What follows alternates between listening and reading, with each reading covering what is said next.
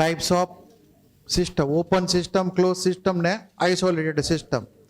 દરેકમાં તમને મિનિમમ એક એક્ઝામ્પલ યાદ રહેવું જોઈએ.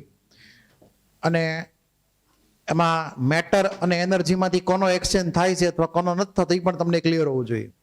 આપણે મોટાભાગના કેસમાં આ ચેપ્ટરમાં ડીલિંગ કરશું ક્લોઝ સિસ્ટમની યારે. ક્યારેક એક્સેપ્શનમાં તમને આઇસોલેટેડ સિસ્ટમના ક્વેશ્ચન આવી જાય, જાગતા રહેવાનું. ઓપન સિસ્ટમના મોટાભાગના ક્વેશ્ચન જે તે બધા થર્મોકેમિસ્ટ્રીમાં વી ગયા, જેને આપણે હવે ધ્યાનમાં લેવાના છે નહીં. થર્મોકેમિસ્ટ્રીમાં પણ આપણે જે બધી રિએક્શનો બધી કરતા હતા ઓપન વેસલમાં, ખુલ્લા પાત્રમાં, એ બધી ઓપન સિસ્ટમમાં આવે. બરાબર? એટલે માનો કે તમે કોઈનું કમ્બશન કર્યું, બરાબર, તો કમ્બશન છે એ ઓપન વેસલમાં જ થાય. એટલે બધું મેટર એક્સચેન્જ થઈ જાય એટમોસ્ફિયરની યારે, અને હીટનો એક્સચેન્જ થઈ શકે. એટલે થર્મોકેમિસ્ટ્રી આખી એક ઓપન સિસ્ટમમાં આવી ગયું. ક્લોઝ સિસ્ટમમાં મોટે ભાગે આપણે હવે જે વાત કરશું સિલિન્ડર વાળી વાત, એ બધી આમાં આવશે. આઇસોલેટેડ સિસ્ટમની બહુ ખાસ કઈ વાત આવશે નહીં, સિવાય કે અમુક એક્ઝામ્પલ તમારે યાદ રાખવાના. આ આખું ટેબલ જે છે એ બેઠે બેઠું આપેલું છે અવસ્થિમાં. બરાબર? હવે અહીંયા આપણે એક વસ્તુ ધ્યાન રાખશું કે આપણે જે અલગ અલગ ટાઈપની બાઉન્ડ્રી અથવા જે વોલ લેવાની છે, એમાં એ વોલ એટલે કે બાઉન્ડ્રી જે છે એ કન્ડક્ટિંગ છે કે નોન કન્ડક્ટિંગ. ત્યારબાદ પિસ્ટન જે છે એ મૂવેબલ છે કે રિજિડ છે. રિજિડ મતલબ ફિક્સ, મૂવ નથી કઈ રીતનો. તો એ પ્રમાણે આપણે યાદ રાખશું. તો અહીંયા રિજિડ વોલ કીધી હોય, ધારો કે શું કીધી હોય, તો એનો મતલબ છે ફિક્સ શેપ, ફિક્સ પોઝિશન. બરાબર? ક્યારેક ક્વેશ્ચનમાં આપણને પિસ્ટન વિશે કઈ અલગ ન કીધું હોય કે ભાઈ પિસ્ટન મૂવેબલ છે કે નથી, એવો કઈ ઉલ્લેખ ન કર્યો હોય, અને ખાલી એટલું જ લખ્યું હોય કે રિજિડ બોલ, તો તમારે ડિફોલ્ટ પિસ્ટન નહીં તે રિજિડ માની લેવાનો. કેમ કે મોટાભાગના કેસમાં પિસ્ટન માટે અલગ વર્ડ વાપરતા નથી, એને બાઉન્ડ્રીની હારે ગણી લેશ. બરાબર છે? ક્લિયર એટલું? અને જો અલગ કીધું હોય તો કઈ સવાલ નથી, અને ન કીધું તમારે હારે ગણી લેવાનું. તો અહીંયા આપણે આ 3 ટાઈપની સિસ્ટમની વાત કરી લીધી. આ જે છે એક્સચેન્જોમેટર. એમાં હવે વોલની વાત કરી લઈએ. તો પરમિએબલ કીધું હોય, એવો વર્ડ વાપરે, પરમિએબલ. એટલે કોઈ પણ વસ્તુ જે છે આર પાર જઈ શકે, પરમિએબલ મતલબ એમ, એને કહેવાય ઓપન સિસ્ટમ. તો મેટરનો એક્સચેન્જ થાય, એનર્જીનો એક્સચેન્જ થાય. પછી ઇમ્પરમિએબલ કીધેલું હોય, એટલે કે અપારગમ્ય ગુજરાતીમાં. તો એનો મતલબ એમ થાય કે ભાઈ મેટરનો એક્સચેન્જ નહીં થાય પણ એનર્જીનો એક્સચેન્જ થઈ શકશે. ક્લિયર? એટલે ઇનડાયરેક્ટલી શું દર્શાવે છે? ક્લોઝ સિસ્ટમ દર્શાવે છે. એનું બીજું નામ છે ડાયાથર્મિક વોલ. તમને ક્યાંક અવસ્થિની અંદર ડાયાથર્મિક વોલ અથવા ડાયાથર્મિક બાઉન્ડ્રી એવું લખેલું આવે તો એનો મતલબ શું થયો?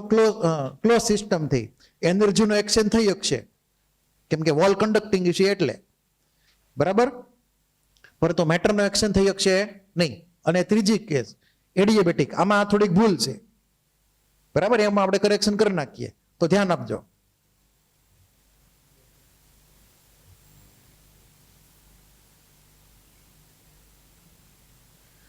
તો અહીંયા આ જે છે એને આમ નહીં ગણીએ આપણે, આ થોડુંક અલગ રીતનું છે. તો આઇસોલેટેડ સિસ્ટમની અંદર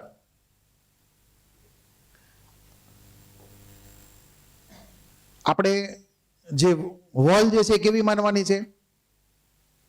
નોન કન્ડક્ટિંગ. અને પિસ્ટન કેવો માનવાનો છે? રિજિડ. ક્લિયર? આનો મતલબ હું તમને પછી કહું અલગથી. બેમાં ડિફરન્સ છે થોડોક એવો, એ ભૂલથી અહીંયા લખાઈ ગયેલું છે. તો એડિયાબેટિક અને આઇસોલેટેડમાં થોડો ઘણો ફેર છે. તો એડિયાબેટિકમાં ધ્યાન આપજો.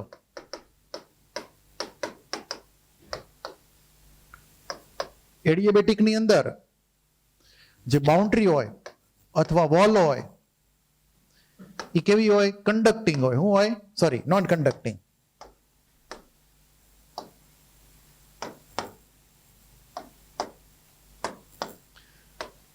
Non conducting. અને જે પિસ્ટન જે હોય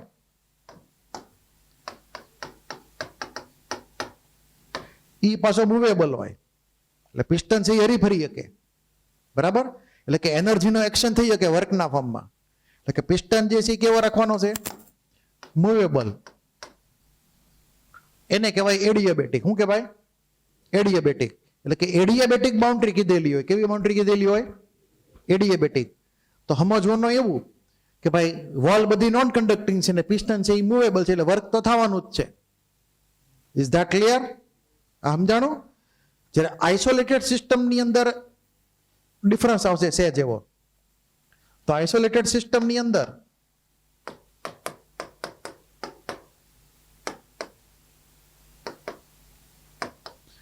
વોલ જે છે એ તો નોન કન્ડક્ટિંગ રહેવાની જ છે.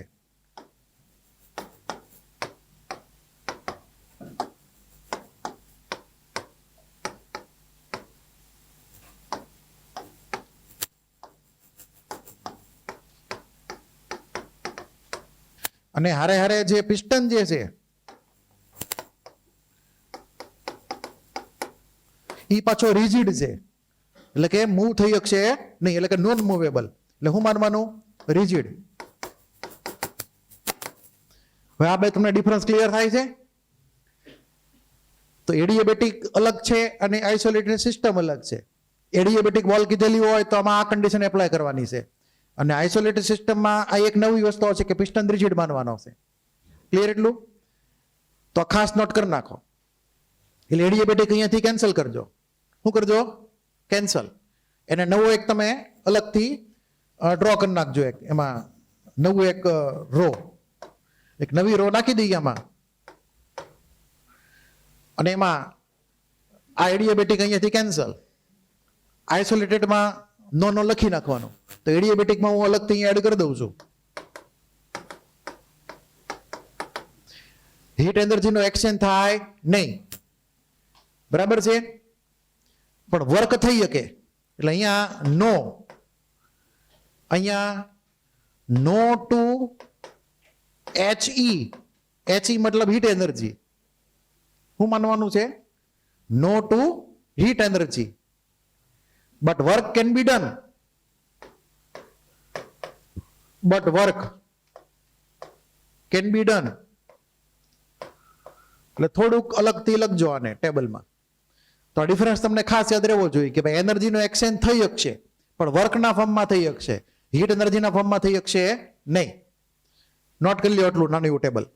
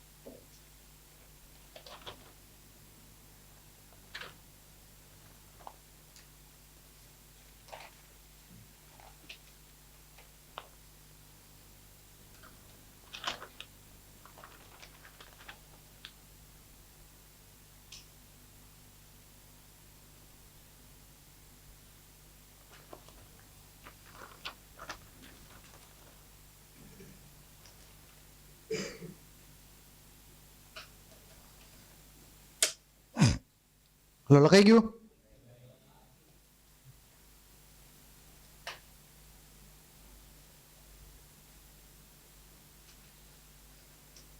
તમને આની ઉપરથી ઘણા બધા AR ટાઈપના ક્વેશ્ચન આવી શકે, અસર્શન રીઝન ટાઈપના ક્વેશ્ચન. અલગ અલગ ટાઈપની વોલમાં એના વર્ડિંગ ખાસ યાદ રાખવાનું, બરાબર છે? હલો નેક્સ્ટ લખાઈ ગયું ને? અહીંયા લખેલું છે no to heat energy but work can be done.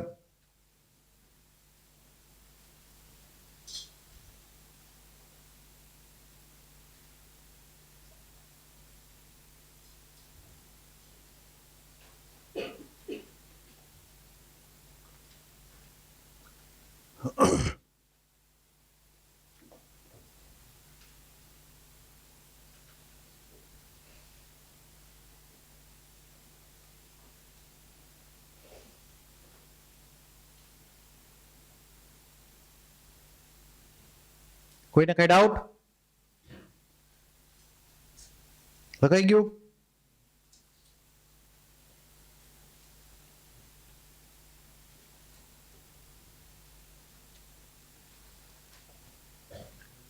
હવે મેક્રોસ્કોપિક સિસ્ટમ. કોઈ એક સિસ્ટમ હોય એમાં ઘણા બધા અલગ અલગ ટાઈપના મોલેક્યુલ્સ હોય, બરાબર? એવોગાડ્રોમાં જેટલા મોલેક્યુલ્સ હોય અથવા એટમ હોય અથવા આયન હોય તો એને કે આપણે કહેશું મેક્રોસ્કોપિક સિસ્ટમ. શું કહેશું? એટલે આપણે જે વાત કરશું સિસ્ટમની અંદર એક જ એટમ કે એક જ મોલેક્યુલ નહીં હોય, ઘણા બધા હશે, 10⁻23. એ બધાની ઓવરઓલ કમ્બાઇન્ડ પ્રોપર્ટીનો સ્ટડી કરવાનો છે. કોઈ એક મોલેક્યુલની પ્રોપર્ટીનો સ્ટડી કરવાનો છે નહીં. એક જ એટમ કે એક જ મોલેક્યુલની પ્રોપર્ટીનો સ્ટડી કરવાનો તેને કહેવાય માઇક્રોસ્કોપિક. શું કહેવાય? માઇક્રોસ્કોપિક. આ તો મેક્રોસ્કોપિક છે.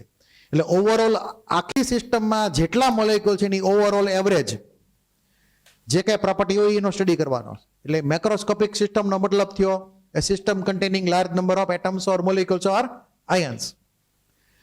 પછી એમાં જે પ્રોપર્ટી બધી અલગ અલગ આવતી હોય એ બધાની એવરેજ પ્રોપર્ટીઝ, એટલે કે properties associated with bulk of the matter.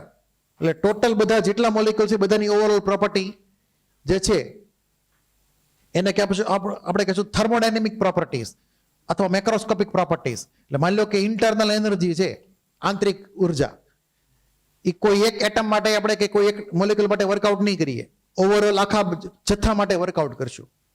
પછી ટેમ્પરેચર એ કોઈ એક જણનું ન હોય, આખા બધાનું ટેમ્પરેચર હોય. ક્લિયર?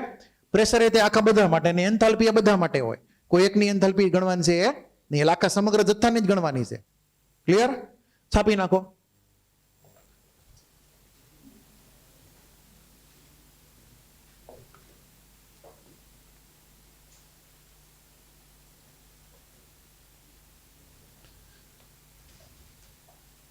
તો આ બધી સિસ્ટમની પ્રોપર્ટી થઈ, temperature, pressure, enthalpy, internal energy વગેરે વગેરે.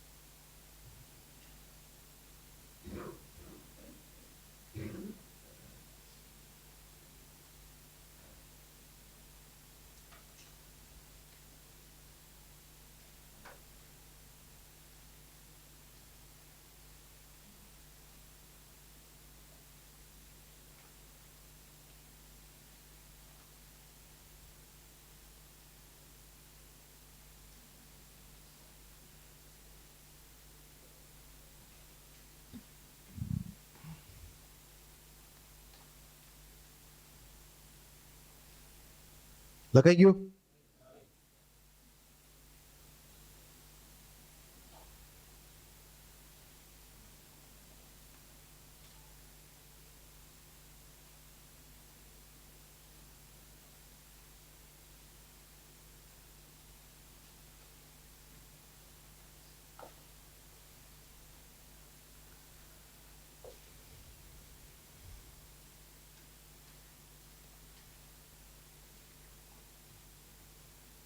નેક્સ્ટ.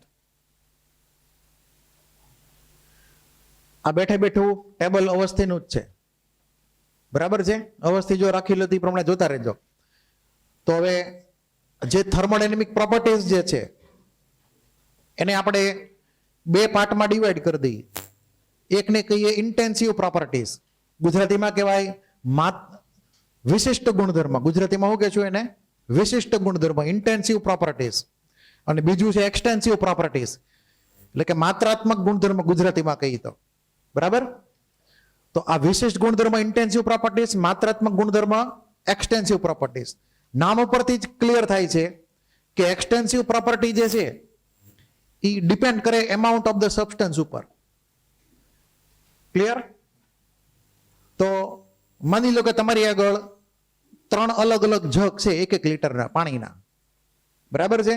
3 અલગ અલગ જગ છે 1-1 લીટરના પાણીના. એ 3 જગમાં 1-1 કિલોગ્રામ પાણી ભરેલું છે, 1-1 કિલોગ્રામ પાણી ભરેલું છે. એ 3 જગ તમે ચોથા જગમાં ટ્રાન્સફર કરો બધું પાણી, તો કુલ વજન કેટલું થાય? કુલ ટોટલ માસ કેટલું થાય? 3 કિલો. તો 1 + 1 + 1 કેટલું થયું? 3 kg થયું. વોલ્યુમ કેટલું થયું? 1 + 1 + 1 3 લીટર. તો વોલ્યુમ એડિટિવ છે, વોલ્યુમનું એડિશન થઈ શકે, માસનું એડિશન થઈ શકે. પછી એ દરેકની અંદર મોલે પાસે હતા ને, પાછા વોટરના મોલ. તો તમને ખબર છે કે 1 કિલોગ્રામ વોટર હોય તો 55.55 મોલ આવે. તો મોલે પાસે એડ થઈ ગયા, બરાબર છે. તો મોલ, માસ, વોલ્યુમ આ બધાનું ડાયરેક્ટ આપણે એડિશન કરી શકીએ, એટલે કે એમાઉન્ટ ઉપર ડિપેન્ડ કરે. ક્લિયર છે? તેવી રીતે એનર્જી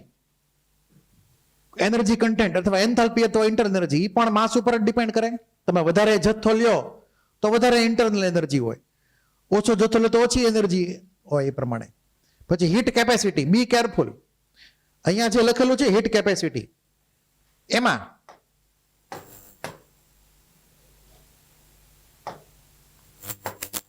આ હીટ કેપેસિટી જે છે એમાં જો પાછળ કે આગળ લખ્યું નથી, આગળ કે પાછળ, એટલે કે સ્પેસિફિક હીટ કેપેસિટી એવું નથી લખ્યું કે મોલર હીટ કેપેસિટી નથી લખ્યું. એટલે એમાઉન્ટ સ્પેસિફાય કરેલું છે નહીં, ગમે એટલું એમાઉન્ટ. 1 કિલોગ્રામ પાણીનું ટેમ્પરેચર વધારે હોય 1 ડિગ્રી સેલ્સિયસ, તો જે હીટ એનર્જી જોઈ એ અલગ હશે. જો આપણે 2 કિલોગ્રામ પાણી લેશું અને ટેમ્પરેચર વધારશું 1 ડિગ્રી સેલ્સિયસ, તો હીટ કેપેસિટીની વેલ્યુ ડિપેન્ડ કરશે એના એમાઉન્ટ, એટલે કે જથ્થા ઉપર, કેટલા એમાઉન્ટમાં તમે એ સબસ્ટન્સ લીધેલો છે. પછી એન્ટ્રોપી એ જ પ્રમાણે, જેમ ઓછા ગેસના મોલ હોય તો ઓછી એન્ટ્રોપી, વધારે હોય તો વધારે એન્ટ્રોપી. તો આ બધું જે છે કોની ઉપર ડિપેન્ડ કરશે? એક્સટેન્સિવ પ્રોપર્ટી એમાઉન્ટ ઉપર ડિપેન્ડ કરશે. ક્લિયર એટલું? પછી ઇન્ટેન્સિવ પ્રોપર્ટીની અંદર આપણે જે વાત કરી 3 જગની, એમાં જે પાણી હતું 3 જગમાં, માની લો કે 3 વોટર જે છે 3 જગમાં એની ડેન્સિટી 1 g/ml લઈ લઈએ, બધા જગને ચોથા જગમાં ટ્રાન્સફર કરી દઈએ, તો ડેન્સિટી 1 + 1 + 1 3 g/ml થાય કે ન થાય? ડેન્સિટી કઈ એડ થશે નહીં. એવી રીતે મોલારિટી એડ થશે? મોલારિટી એડ નહીં થઈ શકે, બરાબર. તો molarity, density, specific heat capacity, molar heat capacity, boiling point, melting point, આ બધું જે છે એમાઉન્ટ ઉપર ડિપેન્ડ કરે નહીં. બોઇલિંગ પોઈન્ટ તમે ગમે એટલા નો લ્યો, વોટર 5 લીટર લ્યો કે 10 લીટર, બોઇલિંગ પોઈન્ટ બદલાય કોઈ દી? બોઇલિંગ પોઈન્ટ તો બદલાય નહીં. મોલર માસ કોઈ દી બદલાય? ન બદલાય. તો જ્યાં જ્યાં મોલર લાગતું હશે આગળ, molar entropy, molar enthalpy, molar mass, જ્યાં જ્યાં મોલર લાગે એમાં એમાઉન્ટ શું થઈ ગયેલું છે? ફિક્સ. તો ઓલી પર વેલ્યુ કેવી થઈ ગઈ? ફિક્સ. તો મોલર જેમાં જેમાં શબ્દ લાગેલો છે બધા કેમાં આવે? ઇન્ટેન્સિવમાં, બરાબર છે. જેમાં જેમાં સ્પેસિફિક વર્ડ લાગેલો હોય, બરાબર. એટલે કે માની લો કે આપણે વર્ડ લઈએ સ્પેસિફિક હીટ કેપેસિટી અથવા તો સ્પેસિફિક કન્ડક્ટન્સ,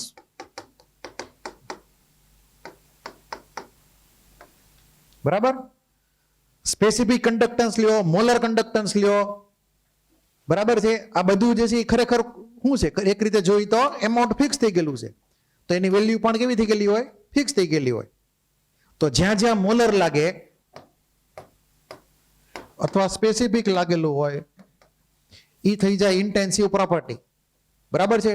ડેન્સિટી પણ કેમાં આવશે? ઇન્ટેન્સિવ પ્રોપર્ટીમાં આવશે. હવે ઓળખવી કેવી રીતે કોઈ પ્રોપર્ટીને?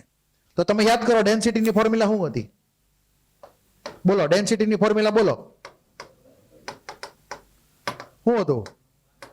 માસ બાય વોલ્યુમ. માસ કેવી પ્રોપર્ટી છે? ઇન્ટેન્સિવ કે એક્સટેન્સિવ? હે? તો આ છે એક્સટેન્સિવ. વોલ્યુમ કેવી પ્રોપર્ટી છે? એક્સટેન્સિવ. તો બે એક્સટેન્સિવ પ્રોપર્ટીનો રેશિયો લ્યો તો આપણને કઈ પ્રોપર્ટી મળશે? ઇન્ટેન્સિવ પ્રોપર્ટી મળશે. એટલું ક્લિયર? તો આ એવરગ્રીન રૂલ છે. તમે બે એક્સટેન્સિવ પ્રોપર્ટીનો રેશિયો લેશો તો તમને શું મળશે? Intensive property. પછી યાદ કરો મોલારિટીની ઓરિજિનલ ફોર્મ્યુલા. મોલારિટીની જે ઓરિજિનલ ફોર્મ્યુલા હતી એમાં શું લખ્યું હતું? Molarity equal to N by V. N એટલે મોલ. મોલ કેવી પ્રોપર્ટી છે? એક્સટેન્સિવ. Volume extensive. પણ બેનો રેશિયો લીધો તો શું મળ્યું? ઇન્ટેન્સિવ પ્રોપર્ટી મળી. તો મોલારિટી પણ આમાં લખી શકાય ઇન્ટેન્સિવમાં. બરાબર છે. તો મોલારિટી, મોલાલિટી, બરાબર, એ પણ ઇન્ટેન્સિવમાં જ આવશે. એટલે તમને એ ક્લિયર હોવું જોઈએ કે ભાઈ કઈ પ્રોપર્ટી ઇન્ટેન્સિવ છે ને કઈ પ્રોપર્ટી એક્સટેન્સિવ છે. આ છાપેલું જ છે. આ નવા બધા એડ કરી દો બધા. અરે આ છાપેલું છે આખી આખું ટેબલ અવસ્થિમાં. ટેબલ આખું છાપતા નહીં, ખાલી એટલો નવો ડેટા એડ કરી દો. લિસ્ટમાં નવું એડ કરશો. Specific heat capacity, specific conductance, molar entropy, resistance લ્યો. રેઝિસ્ટન્સ બધાને ફોર્મ્યુલા ખબર છે ને રેઝિસ્ટન્સની? R proportional to L by A. ખબર છે ને? વાયરનો રેઝિસ્ટન્સ ફિઝિક્સમાં આવ્યું તો કઈ ન થયું? 10th માં ન થયું? Resistance of A wire is proportional to its length inversely proportional to its area of cross section L by A. Length વધારે લ્યો તો વધારે મટીરિયલ આવ્યું, વધારે એમાઉન્ટ આવ્યું તો રેઝિસ્ટન્સ વધે. તો રેઝિસ્ટન્સ કેમાં આવે? એક્સટેન્સિવ પ્રોપર્ટીમાં. બટ સ્પેસિફિક રેઝિસ્ટન્સ એટલે કે રેઝિસ્ટિવિટી એ આવશે પાછું ઇન્ટેન્સિવમાં. તો સ્પેસિફિક રેઝિસ્ટન્સ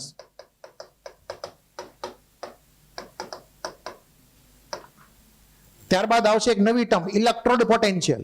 એ પણ આમાં જ લખશું આપણે.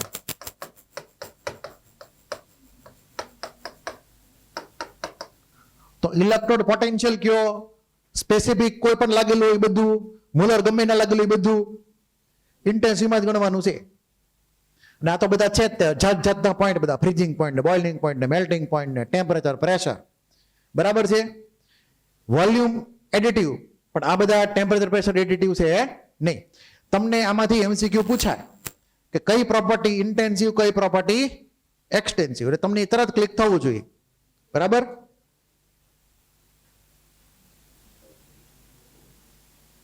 મોલર એન્ટ્રોપી, મોલર લાગેલું છે આગળ. સ્પેસિફિક કન્ડક્ટન્સ, વિશિષ્ટ વાહકતા. સ્પેસિફિક હીટ કેપેસિટી, વિશિષ્ટ ઉષ્મા ક્ષમતા. સ્પેસિફિક રેઝિસ્ટન્સ, વિશિષ્ટ અવરોધ.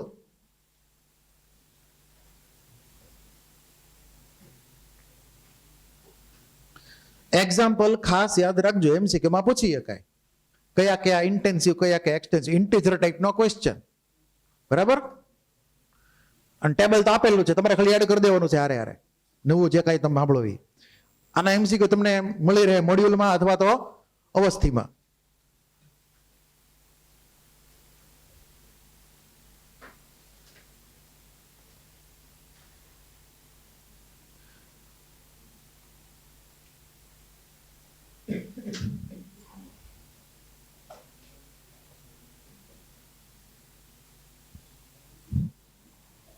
કોઈને કઈ ડાઉટ?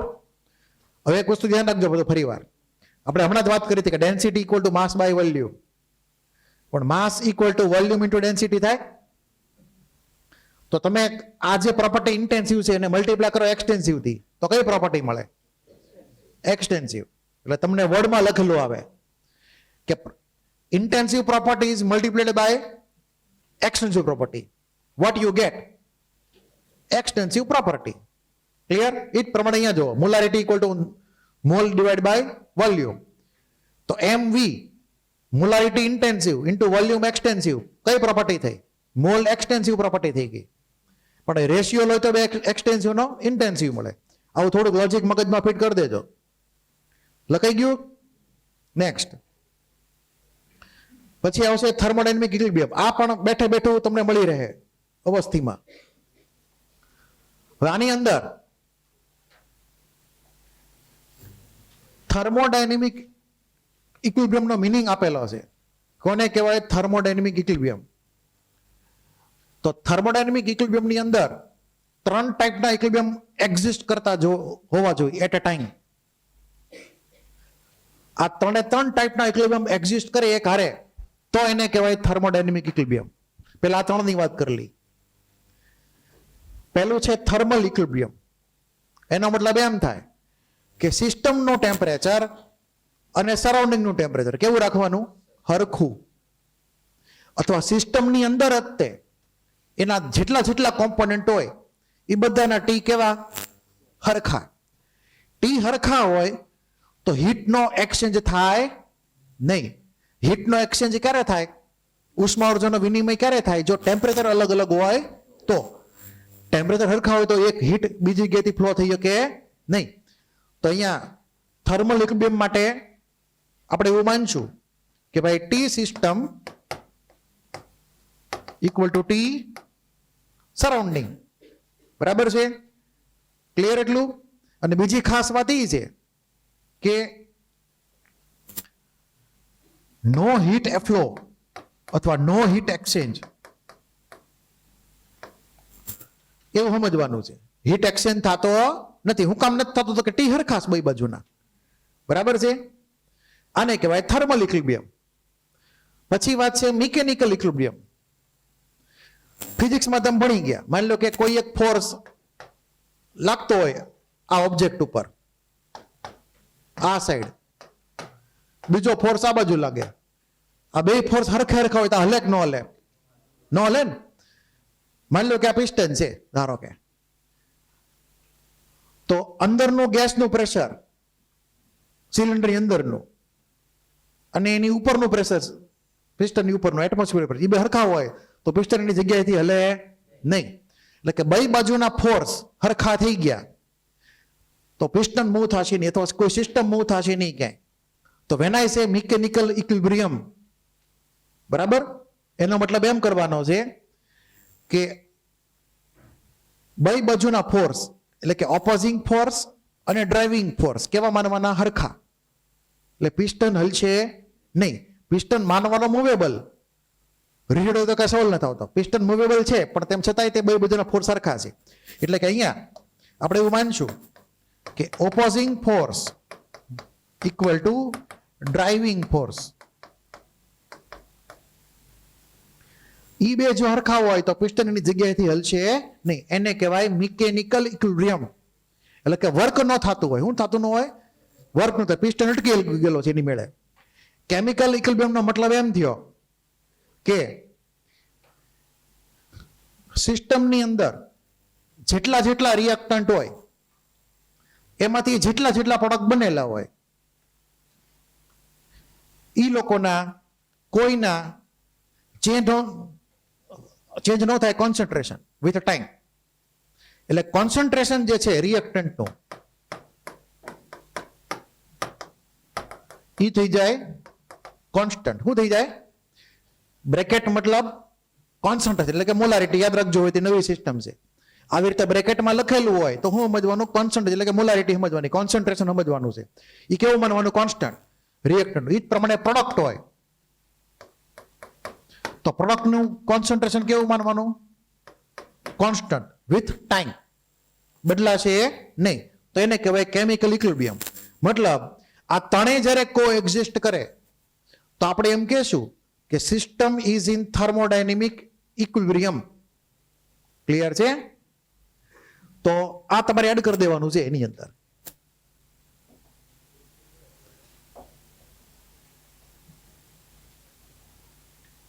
આ ટેબલ આપેલું છે, જોઈ લેજો અવસ્થિમાં.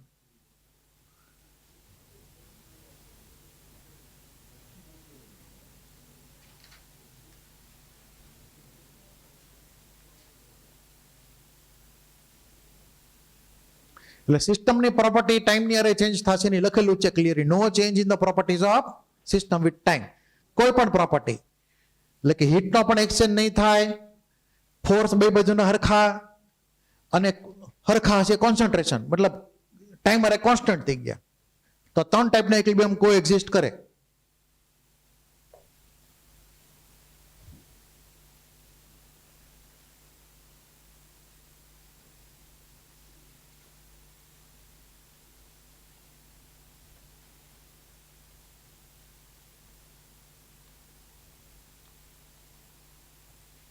લખાઈ ગયું?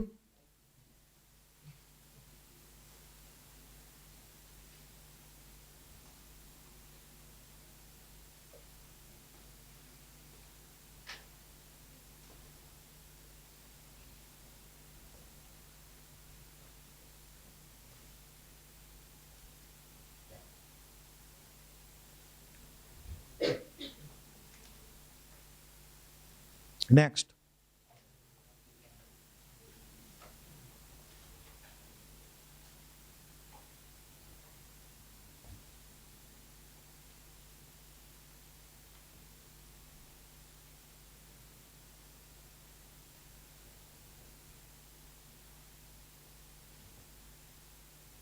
લખાઈ ગયું ને? હવે એક આપણે પોઈન્ટ ભણીને પેલા બીજું અલગથી ભણવું પડશે, બરાબર? પેલા ખાલી એક ઉપર થયેલા નામ પેલા ભણી લઈ, પછી એમાં બીજા બધા ટોપિક આપણે એડ કરતા રહેવું. વચમાં એક પોઈન્ટ આવે છે, એ પણ મારે તમને પેલા કહેવો પડશે. યસ, કેમ કે આ બધું ઇન્ટરકનેક્ટેડ છે. શરૂઆત ક્યાંથી કરવાની પ્રોબ્લેમ છે, બધા ઇન્ટરકનેક્ટેડ પોઈન્ટ છે. હવે ધ્યાન આપો તો આપણે ઉપર છેલ્લી ખાલી વાત કરી લઈએ, ઉપર છેલ્લી રીતે, ડીપમાં નહીં. ડીપમાં તો પછી વાત અલગથી થશે. બેઝિક એનો મિનિંગ, બરાબર છે? તો આપણે આ ચેપ્ટરમાં અલગ અલગ ટાઈપની પ્રોસેસનો સ્ટડી કરવાનો છે. સમજાય છે ને છેલ્લે સુધી? એલા તો આવી અલગ અલગ 5 ટાઈપની પ્રોસેસ છે. એમાં હજી એક છઠ્ઠી એડ કરી દઈશું, સાયકલિક, જે નથી લખેલી. આ બેઠે બેઠું ટેબલ અવસ્થિનું આપેલું છે, બહુ લખવાની જરૂર છે નહીં. જે એક્સ્ટ્રા લખવાનું હોય તમે લખો એટલે લખજો, બેઠે બેઠું અવસ્થિનું જ છે. તો આની અંદર આપણે ઇમેજિન એવું કરશું કે આપણે સિલિન્ડરની અંદર જે ગેસ ફિટ કરેલો છે અથવા ગેસ મૂકેલો છે,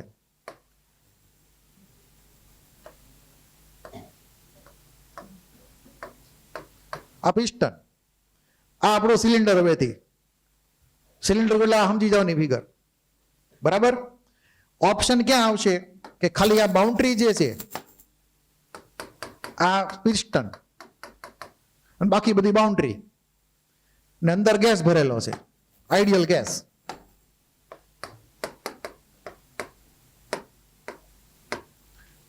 આ આઈડિયલ ગેસ જે છે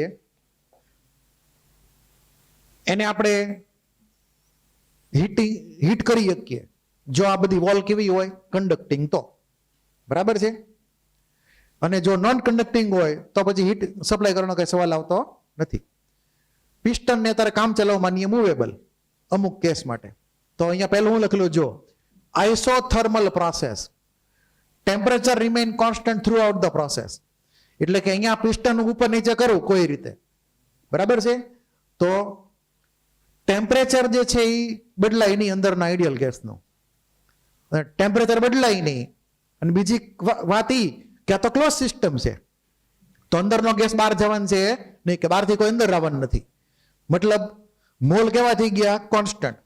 તો બોઇલનો લો એપ્લાય થાય. યાદ છે ને, બોઇલના લોમાં શું હતું? ટેમ્પરેચર અને એમાઉન્ટ ઓફ ગેસ કોન્સ્ટન્ટ હોય તો P પ્રોપોર્શનલ ટુ 1/V. એટલે અહીંયા આપણે એપ્લાય કરશું બોઇલ્સ લો આ કેસમાં. અને બોઇલ લોમાં શું હતું? P proportional two 1/V. અને એમાં આપણે રિલેશન કયું એપ્લાય કરતા હતા? P1 V1 equal to P2 V2. બરાબર છે? યાદ આવ્યું કઈ? તો આઇસોથર્મલ પ્રોસેસ જ્યાં પણ તમે વાંચો તો ટેમ્પરેચર બદલાશે નહીં. એટલે ટેમ્પરેચરનો ચેન્જ કેવો આવશે? 0. ડીટી ની વેલ્યુ કેવી થઈ ગઈ? 0. લો કયો એપ્લાય કરશું? બોઇલ્સ લો. P proportional to 1/v, P1 equal to P2 V2. યાદ રાખજો, આપણે એપ્લાય કરવાનું થશે ન્યુમેરિકલમાં. ચેપ્ટર 5 તે તમે ભણી ગયા છો, 3 લો અને એના બેઝિક ન્યુમેરિકલ, હવે આમાં જરૂર એપ્લાય થવાના છે બધા. આઇસોબેરિક પ્રોસેસ, આઇસોબેરિકમાં બાર એટલે શું થઈ ગયું? યુનિટ ઓફ પ્રેશર, એટલે કે પ્રેશર કેવું રહે? કોન્સ્ટન્ટ રહે, તો એને કહેવાય આઇસોબેરિક પ્રોસેસ, સમદાબી પ્રક્રિયા. આને કહેવાય સમતાપી પ્રક્રિયા અથવા સમતાપી પ્રક્રમ. તો સમદાબી એટલે કે આઇસોબેરિક ની અંદર પ્રેશરનો ચેન્જ થતો નથી. પી કોન્સ્ટન્ટ, મોલ તો કોન્સ્ટન્ટ છે જ તે. તો પી અને મોલ બંને કોન્સ્ટન્ટ, તો કયો લો એપ્લાય થાય? બોલો. Charles law, V proportional to T. તો આપણે અહીંયા એ પ્રમાણે લખશું અથવા એડ કરી દઈશું. Charles law, V proportional to T. અને એમાં રૂલ કયો એપ્લાય થાય? V1 V/T કોન્સ્ટન્ટ, યાદ છે ને? V1 T1 equal to V2 T2. યાદ છે આ કે V/T કોન્સ્ટન્ટ થઈ ગયું, V પ્રોપોર્શનલ T હોય તો આપણે આનો ઉપયોગ કરવાનો થશે આ રિલેશનનો. V1 / T1 equal to V2 / T2. બરાબર છે? પછી આઇસોકોરિક પ્રોસેસ એટલે કે સમકદી પ્રક્રમ. સમકદી મતલબ વોલ્યુમ ચેન્જ થતું નથી, એટલે કે dV બરાબર શું માનવાનું? 0. dV મતલબ સ્મોલ ચેન્જ ઇન વોલ્યુમ, 0 માનવાનું, અથવા ડેલ્ટા V 0, અહીંયા ડેલ્ટા P 0, અહીંયા ડેલ્ટા T 0. બરાબર? તો વોલ્યુમ ચેન્જ ન થાય. ક્યારે ચેન્જ ન થાય? આ પિસ્ટન ને રિજીડ કરેલો હોય, કરી દીધો હોય રિજીડ. કેવો હોય? Rigid piston. કાં તો લોક મારી દીધું હોય ને હલે નહીં, એવી રીતે લોક મારી દે ત્યાં. બરાબર છે? કાં તો એને વચ્ચે સ્ટોપ મૂકી દીધેલો, એટલે સ્ટોપર મારી દો પિસ્ટન, તો પિસ્ટન હલવાનું છે નહીં. તો રિજીડ પિસ્ટન હોય. કેવો હોય? Rigid piston. બરાબર? અને બાઉન્ડ્રી રાખવાની કન્ડક્ટિંગ પાસે, એટલે હીટ એક્સચેન્જ કરી શકાય, એનર્જીનો એક્સચેન્જ અલાઉ છે, પણ વર્ક થઈ શકતું નથી. બરાબર છે? તો આઇસોકોરિક પ્રોસેસ ગણવાની છે. તો આઇસોકોરિક પ્રોસેસમાં વોલ્યુમ કોન્સ્ટન્ટ, તો કયો લો આવે? બોલો. ગેલ્યુસેક લો, P પ્રોપોર્શનલ ટુ T. તો અહીંયા લખો એ પ્રમાણે ગેલ્યુસેક, P પ્રોપોર્શનલ ટુ T. એટલે આપણે mathematically P1 / T1 equal to P2 / T2 એવો રૂલ એપ્લાય કરવાનો થશે આગળ જતા આઇસોકોરિક પ્રોસેસ ની અંદર. હવે એડિયાબેટિક અને પોલિટ્રોપિક બે બિલકુલ નવા છે, આપણે અગાઉ કોઈ ભણ્યા નથી ક્યાંય. આ તો થોડું ઘણું તમને ખ્યાલ હશે જ તે. એડિયાબેટિક ની અંદર ધ્યાનથી વાંચો, શું લખેલું છે કે system does not exchange heat with the surrounding. હીટનો એક્સચેન્જ એલાવ કરવા નથી. તો એ એલાવ ક્યારે ન થાય? બોલો. બાઉન્ડ્રી કેવી હોવી જોઈએ? Non conducting. આગલા ત્રણેય કેસમાં બાઉન્ડ્રી કેવી હતી? કન્ડક્ટિંગ હતી. બરાબર છે? પણ આમાં બાઉન્ડ્રી કેવી રાખવાની? Non conducting. એટલે હીટનો એક્સચેન્જ થવાનું છે, ગમે એટલું ગરમ કરશો હીટ એબ્સોર્બ કરી જ નહીં શકે. તો એવી પ્રોસેસ હોય એને કહેવાય એડિયાબેટિક પ્રોસેસ, અથવા એડિયાબેટિક બાઉન્ડ્રી સમજી શકાય, સમજવું હોય તો. પણ પિસ્ટન કેવો રાખવાનો? મૂવેબલ. એટલે પિસ્ટન હરી શકશે, એટલે એનર્જીનું એક્શન થઈ શકશે, એટલે ક્લોઝ સિસ્ટમ ગણ લેવાની. બરાબર છે? આમાં આપણે કોઈ સ્પેસિફિક લો એપ્લાય કરતા નથી, પણ તમારે યાદ રાખવાનું એડિયાબેટિક અને આઇસોથર્મલ ભાઈ છે. શું છે? ભાઈ. કેવી રીતે? અહીંયા શું રિલેશન છે? P1 V1 equal to P2 V2. V નો પાવર કેટલો છે? 1 છે ને? એડિયાબેટિકમાં આપણે ઇક્વેશન યાદ રાખો, અત્યારે કામ ચલાવો. P1 V1 raise to gamma equal to P2 V2 raise to gamma. મેં તમને ગઈકાલે ઓલું હોમવર્ક આપ્યું હતું, જ્યારે આખું ટેબલ લખવા માટે યાદ હોય તો. એમાં ગામા એટલે શું છે ખબર છે બધાને?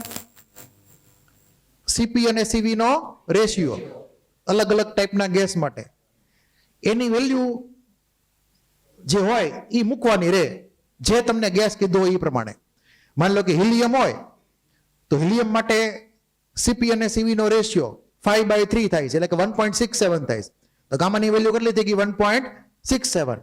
પછી O2 ગેસ હોય, ડાયએટોમિક ગેસ, તો એમાં 7/5 સીપીસીવી નો રેશિયો, એટલે કે 1.4.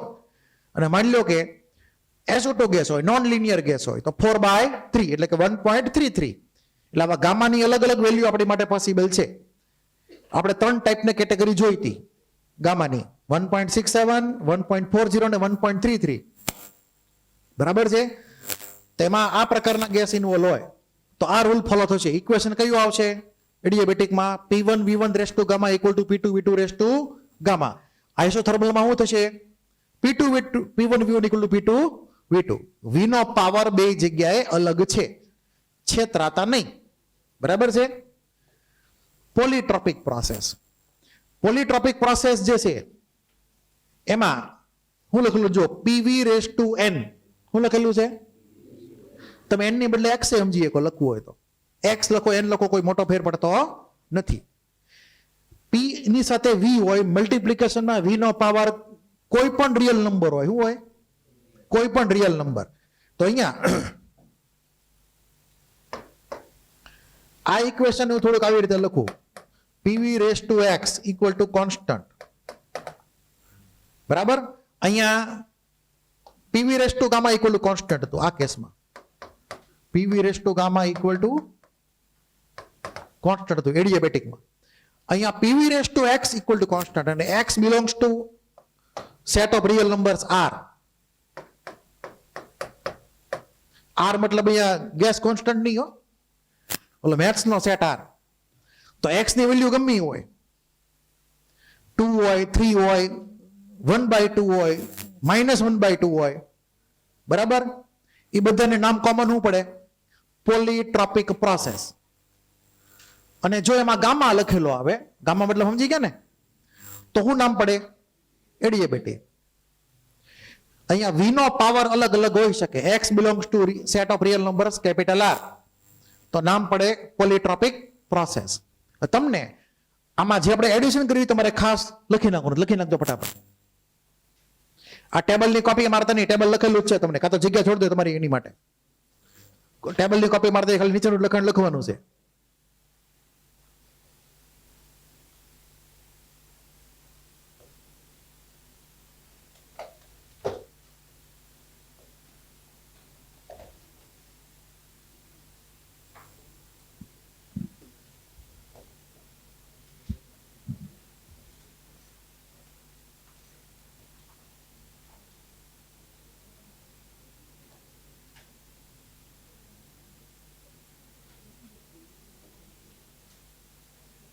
તમને ગઈકાલે કઈ ઝેરોક્સ મળી આપો તો દેખાડો તો કરી, કઈ ઝેરોક્સ છે મને નથી ખબર.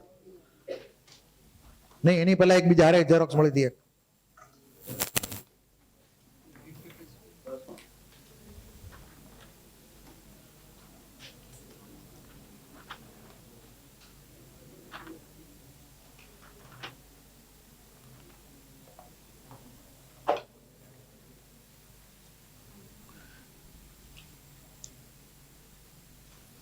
ભગાઈ ગયું? કોઈને કઈ ડાઉટ? તો આ જે છે બેઝિક ઇન્ટ્રોડક્શન છે, આટલા ટાઈપની પ્રોસેસ. હજી એક પ્રોસેસ છે એનું નામ નથી લખેલું, એને કહેવાય સાયકલિક પ્રોસેસ. સાઈડમાં ખાલી એડ કરી દેજો, એ આગળ આવશે ત્યારે તમને કહીશ. સાયકલિક પ્રોસેસ ગુજરાતીમાં કહેવાય ચક્રીય પ્રક્રમ. સાયકલિક મતલબ ચક્રીય, ચક્રીય પ્રક્રમ, સાયકલિક પ્રોસેસ. એ ગ્રાફથી સમજી શકાશે. સાયકલિક પ્રોસેસ આ બધામાંથી જ બનશે પાછું, એટલે કોઈ નવી છે નહીં. આ બધાનું ભેગું કરો તો સાયકલિક મળે આગળ જતા, જે આપણે ગ્રાફમાં સમજશું. તો આ તમે લખી નાખ્યું છે હવે. બરાબર? આ નીચેનું લખાણ, ઉપરનું તો તમને આપેલું જ છે અવસ્થિમાં. હવે ધ્યાનથી સાંભળજો, આપણે થોડીક વાત કરીએ પોલીટ્રોપિક પ્રોસેસની. બરાબર? તમને જો મેં ઝેરોક્સ આપી ગઈકાલે, એમાં પોલીટ્રોપિકની વાર્તા લખેલી છે, જુઓ તો. આવું તમને જો લખીને આપ્યું છે, ચેક કરો. ગઈકાલની ઝેરોક્સ હોમવર્ક વાળી, છેલ્લા પેજમાં. ગઈકાલે છેલ્લે જે તમને ઝેરોક્સ મળી ને હોમવર્ક વાળી, એમાં જો આખી વાર્તા લખેલી છે. બરાબર? તમારે કોપી કરવાની જરૂર છે નહીં. મળી ગયું? બરાબર છે? પોલીટ્રોપિક પ્રોસેસમાં આપણી આગળ આજે અલગ અલગ 4 ટાઈપની કેટેગરી લીધી. મેં આની અંદર 4 મેઇન કેટેગરી લીધેલી છે. ઓવરઓલ બધાનું નામ પડતું હતું પોલીટ્રોપિક. પોલીટ્રોપિકનું જનરલ ફોર્મ કયું હતું? PV raise to x equal to constant. હવે v ની વેલ્યુ અલગ અલગ મૂકતા જાય. x બિલોંગ્સ ટુ r છે, v ની વેલ્યુ અલગ અલગ મૂકો તો માની લો કે પહેલી લઈએ આઇસોકોરિક પ્રોસેસ. શું લઈએ? મેં લખ્યું છે PV raise to infinity equal to constant. શું લખ્યું? PV raise to infinity equal to constant. તો એક્સ કેવો થઈ ગયો અહીંયા? ઇન્ફાઇનિટી. હવે આનો તમે રૂટ લ્યો. શું લ્યો? રૂટ. ઇન્ફાઇનિટી રૂટ લ્યો. ધ્યાન આપજો, ઇમ્પોર્ટન્ટ છે, છેતરાતા નહીં. આઇસોકોરિક પ્રોસેસમાં તમને ખબર છે કે વોલ્યુમ કેવું છે? કોન્સ્ટન્ટ છે. શું છે? વી છે ઈ કોન્સ્ટન્ટ છે. એટલે કે પી નો પાવર કેવો થયો? 0 થયો. પી નો પાવર કેવો થઈ ગયો? 0. અને વી કેવું થઈ ગયું? કોન્સ્ટન્ટ. ધ્યાન આપજો, PV raise two infinity equal to constant. હું આનો ઇન્ફાઇનાઇટી રૂટ લઉં. કયું રૂટ લઉં? એટલે પીવી રેસ ટુ ઇન્ફાઇનાઇટી આમ આવે કે ન આવે? ઇન્ફિનિટી ઇન્ફિનિટી કેન્સલ, એવું માની લ્યો. માની લેવાનું છે. મેથેમેટિકલ નથી થતું, મને ખબર, તમને ખબર, આપણે માની લેશું. અમુક સંભાવના આપણે એપ્લાય કરવી પડે, એઝ્યુમ્પશન એપ્લાય કરવી પડે. તો આપણને શું મળે આમાં? P raise to 1 by infinity V equal to constant. અને આ ટર્મ કઈ થઈ? 0. ઇન્ફિનિટી ઇઝ વેરી લાર્જ, એટલે તો 1 બાય ઇન્ફિનિટી શું થઈ ગયું? 0 થઈ ગયું. તો પી પાવર 0 અને વી નો પાવર કેટલો આવી ગયો? 1. We got V equal to constant. બરાબર છે? તો આઇસોકોરિક પ્રોસેસ નું notation in terms of polytropic આ રીતે થશે, પીવી રેસ ટુ ઇન્ફિનિટી. કોઈને કઈ ડાઉટ જ બોલી જાઓ. બરાબર છે? પછી તમને પૂછે હીટ કેપેસિટી કેટલી? તો અહીંયા જો હીટ કેપેસિટીની જનરલ ફોર્મ્યુલા છે. હીટ કેપેસિટીની જનરલ ફોર્મ્યુલા ધ્યાન આપજો ખાસ. મોલર હીટ કેપેસિટી કઈ છે? એમાં સ્પેસિફાઈ નથી કરેલું કોન્સ્ટન્ટ પ્રેશર કે કોન્સ્ટન્ટ વેલ્યુ. તો CM equal to CVM plus R divide by 1 minus x. X કોણ છે? આ V નો પાવર. તમે મૂકી દો અહીંયા એક્સ ની વેલ્યુ ઇન્ફિનિટી. આ ફોર્મ્યુલા એક્સ ની વેલ્યુ મૂકો ઇન્ફિનિટી તો શું 0 થઈ જાય? તો વધે હું ખાલી R divide by gamma minus 1, એને કહેવાય CVM, તમને યાદ હોય તો. અને આપણે લખી ત્યાંની ફોર્મ્યુલા F/2 R યાદ છે?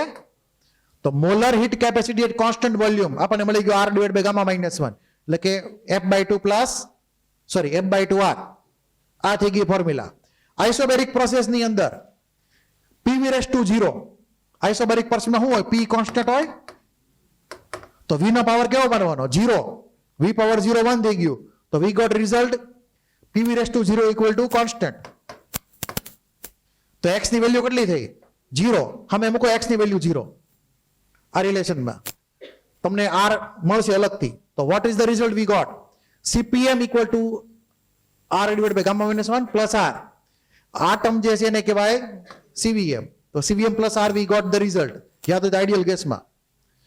તો આઇસોબેરિક પ્રોસેસમાં CPM equal to CVM plus R. અહીંયા છે ને આ વેલ્યુ CM એમને રાખેલી છે, એમાં સ્પેસિફાઈ નહીં કરવાનું કે કઈ છે એમ. એટલે કે આમ સમજો, મોલર હીટ કેપેસિટી પછી પ્રોસેસ જે પ્રમાણે હોય એ પ્રમાણે આપણને હીટ કેપેસિટી મળે. અહીંયા CV અથવા CP ની મેળે આવશે પ્રોસેસ પ્રમાણે. આઇસોથર્મલ પ્રોસેસ હોય તો શું રિઝલ્ટ હતું? બોઇલ લો પ્રમાણે PV ઇક્વલ ટુ કોન્સ્ટન્ટ. તો V નો પાવર કેટલો? 1. V નો પાવર 1 મૂકી દો અહીંયા, તો x ઇક્વલ ટુ 1 તો શું થઈ ગયું? R/0. તો શું આવ્યું? ઇન્ફાઇનાઇટ. તો આઇસોથર્મલ પ્રોસેસ હોય, તમે ગમે એટલી હીટ એનર્જી આપો, ટેમ્પરેચર ચેન્જ થાય કે ન થાય? ન થાય. ક્લિયર છે? તો આઇસોથર્મલ પ્રોસેસની હીટ કેપેસિટી ઇન્ફાઇનાઇટ માનવાની. હીટ આપ્યા જ કરો તોય ધરાય નહીં, તોય ટેમ્પરેચર ન વધે. ક્લિયર? એડિયાબેટિક શું રિઝલ્ટ હતો અહીંયા? PV raise to gamma. બરાબર છે?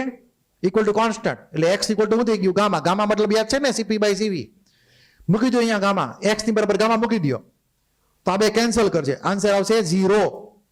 તો એડિયાબેટિક પ્રોસેસની અંદર આપણે હીટ સપ્લાય જ નથી કરતા. Are we supplying heat in adiabatic process?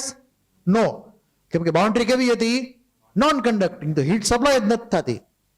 તો આ પ્રશ્ન જ ઉભો ન થાય હીટ કેપેસિટી નો. તો હું બનવાની 0. તમને આ ZW માં પૂછે કોલમ આખી લાસ્ટ કોલમ, અથવા તમને આ સેકન્ડ કોલમ પૂછે મેથ ધ કોલમના બેઠા બેઠા પ્રશ્નો આમાંથી PV/X, એમાં x ની વેલ્યુ તમને પૂછે ભાઈ આ આટલી પ્રોસેસ, x ની વેલ્યુ બોલો શું થાય, એટલે તમારે બોલવું કે x infinite, x0, x1, x gamma એ બધું બોલવાનું એ પ્રમાણે. બરાબર છે? આવો તમને બેઠા બેઠા મેં લખીને આપી દીધો છે. હવે ખાલી આ સમજૂતી લખી નાખો આની માટેની, સોરી આ જોતો ને યસ આઈસો કરેક્ટમાં આ સમજૂતી લખી નાખો એટલે તો તમને ક્લિયર થઈ જશે કે કેવી રીતે આવ્યું. એ લખેલું છે ટેકિંગ ઇન્ફાઇનાઇટ રૂટ. આને એઝ્યુમ્પશન માની લેજો ઇન્ફિનિટી ડિવાઇડ બાય ઇન્ફિનિટી 1 થઈ જાય એમ. એ એઝ્યુમ્પશન માનીને આગળ વધજો, કેમ કે કેમેસ્ટ્રીમાં આપણે એઝ્યુમ્પશન ઘણી બધી કરવાની આવશે.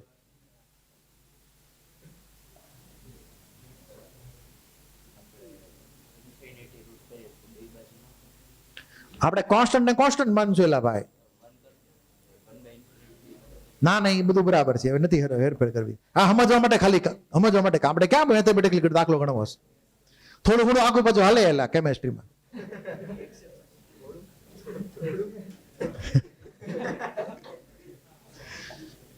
હા ભાઈ કોઈને કઈ ડાઉટ હોય બોલી જાઓ, બાકી બધું તમારે ટેબલ એકવાર ખાસ ધ્યાનથી સ્ટડી કરવાનું. હોમવર્કમાં મેં આપેલું જ હતું, એક્ઝામમાં ક્વેશ્ચન પૂછી શકાય મેથ ધ ફોલોવિંગ ના બેઠા બેઠા, મારે ખાલી ઉપર મૂકી જ દેવાનું છે ખાલી. હાલો એન્ટ્રી મારી દીધી.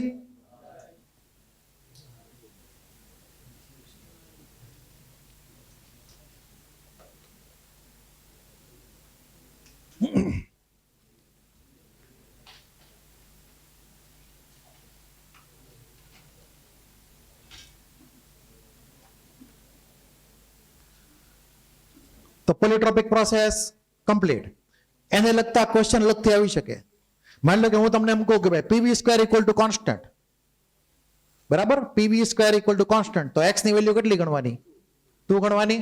તમને પૂછે હીટ કેપેસિટી ગણો, તો અહીંયા હું મૂકશે x ની જગ્યાએ 2 મૂકી દેવાનો. સી તો આપેલું જ છે, ગામા જે તે હોય મૂકી દેવાનો, ગેસ તમને આપેલો હોય કે ભાઈ મોનો એટમિક છે કે કયો ગેસ છે, એ પણ તમને ગામા આપેલો એ મૂકી દેવાનો, તો તમને હીટ કેપેસિટી તરત આવડી જાય. એટલે તમારે ઇક્વેશનને ફોલો કરવાનું છે. PV³ હોય કે PV² હોય કે ગમે હોય, તમારે x ની વેલ્યુ મૂકવાની, ગામા જે ગેસનો આપેલો એ મૂકી દેવાનો, તમે હીટ કેપેસિટી મળશે, મોલર હીટ કેપેસિટી લખાઈ ગયું છે.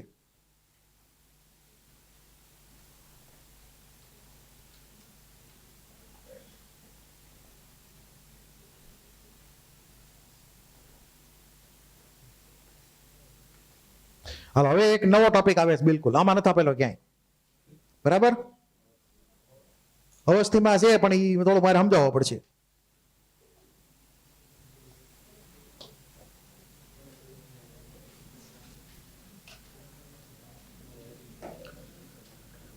ટોપિકનું નામ છે સ્ટેટ ફંક્શન અને પાથ ફંક્શન. ટોપિક લખી નાખો, state function versus path function.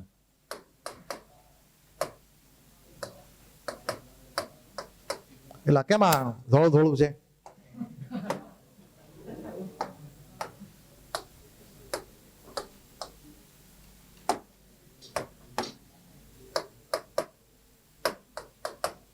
State function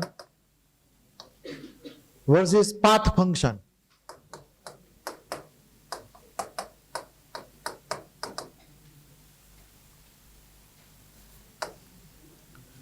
state function ને આપણે ગુજરાતીમાં કઈ અવસ્થા વિધેય, ગુજરાતી લખી નાખજો એ પ્રમાણે, અવસ્થા વિધેય.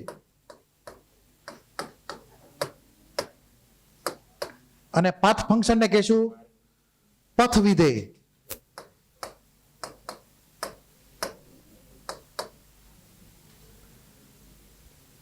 કોઈને કઈ ડાઉટ? આ બે નામ છે. હવે આમે આપણે થોડુંક ફિઝિક્સ પેલા ભણી લઈએ સાઈડમાં પેલા.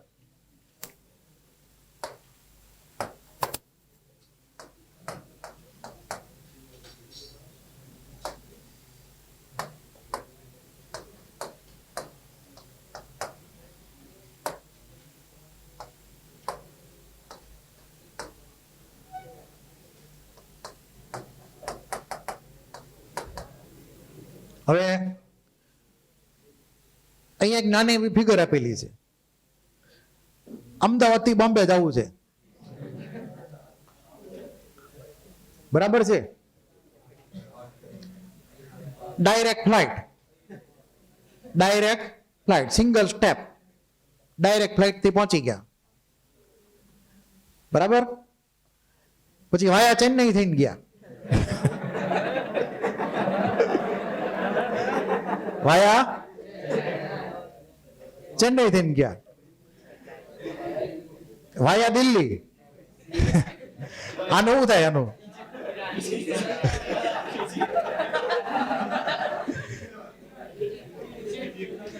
ટૂંકમાં આપણે એ થી બી જવાનું છે, એ થી બી જવાનું છે ગમે એમ કરીને. અલગ અલગ ફ્લાઇટની સંભાવના છે. ડાયરેક્ટ ફ્લાઇટ હોય, પછી વાયા સિંગલ હોલ્ટ, વાયા ડબલ હોલ્ટ. ક્લિયર છે? તો આપણું ટાર્ગેટ જે હતું એ તો એ થી બી નું જ હતું. તો આ 3 અલગ અલગ રસ્તા હતા. કાં તો ડાયરેક્ટ ફ્લાઇટ પકડો, કાં તો વાયા ચેન્નઈ, કાં તો પછી વાયા ડી અને ઈ જ પહોંચો. 3 અલગ અલગ પાથ લીધા. આ ત્રણેય પાથમાંથી આપણે એ થી બી પહોંચ્યા તો ડિસ્પ્લેસમેન્ટ કેટલું? બધામાં હરખું અલગ અલગ ડિસ્પ્લેસમેન્ટ હરખું જ તે ને? ફિઝિક્સ પ્રમાણે ડિસ્પ્લેસમેન્ટ તો શું છે? Shortest distance between 2 points. તો એ થી બી ગયા ડાયરેક્ટ રીતે અથવા વાયા થઈને. ડિસ્પ્લેસમેન્ટ બધામાં કેવું આવ્યું? હરખું આવ્યું. પણ ડિસ્ટન્સ જે કવર થયું, ત્રણેયમાં હરખું છે કે અલગ અલગ છે? અલગ અલગ છે. 3 અલગ અલગ રસ્તે અલગ અલગ ડિસ્ટન્સ કવર કર્યું. પેટ્રોલના ખર્ચા દરેકમાં અલગ અલગ થયા. ક્લિયર? તો અહીંયા ફિઝિક્સ પ્રમાણે ડિસ્પ્લેસમેન્ટ જે છે એ સ્ટેટ ફંક્શન છે. સ્ટેટ ફંક્શનનો મતલબ એમ કે ખાલી ઇનિશિયલ પોઈન્ટ અને ફાઇનલ પોઈન્ટ ઉપર જ ડિપેન્ડ કરે, એના પાથ ઉપર ડિપેન્ડ ન કરે કયા રસ્તે જાવ છો એ. બરાબર છે? તો સ્ટેટ ફંક્શન જે છે એ કોની ઉપર ડિપેન્ડ કરશે? Initial point and final point. Will not depend on path covered. કયા રસ્તે ગયા એની ઉપર ડિપેન્ડ કરશે નહીં. પહેલો અને છેલ્લો પોઈન્ટ કેટલો? બસ વાર્તા પૂરી. આપણે મળી કે ડિસ્પ્લેસમેન્ટ અથવા સ્ટેટ ફંક્શન. પાથ ફંક્શનનો મતલબ એવું ફંક્શન હોય કે જે ડિપેન્ડ કરે ઇનિશિયલ પોઈન્ટ ઉપર, ડિપેન્ડ કરે ફાઇનલ પોઈન્ટ ઉપર, અને એના પાથ ઉપર ડિપેન્ડ કરે. 3 આઈટમ આવી. કઈ? ઇનિશિયલ પોઈન્ટ, ફાઇનલ પોઈન્ટ અને પાથ. કયા રસ્તે ગયા, આ ત્રણેય ઉપર ડિપેન્ડ કરે. તો એને કહેવાય પાથ ફંક્શન. ક્લિયર એટલું? તો ડિસ્ટન્સ જે છે એ પાથ ફંક્શન થયું. લખો પહેલો પોઈન્ટ ડિફરન્સમાં. ડિફરન્સ પાડી દેજો. State function versus path function. પહેલો પોઈન્ટ ફટાફટ લખવા માંડો. અહીંયા લખજો પહેલો point. Depends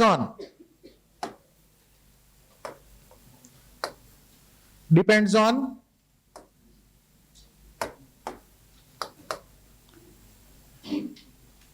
initial point and final point. Depends on initial point and final point. State function માં હું લખશો? Depends on initial point and final point, but do not depend on path. But do not depend on path.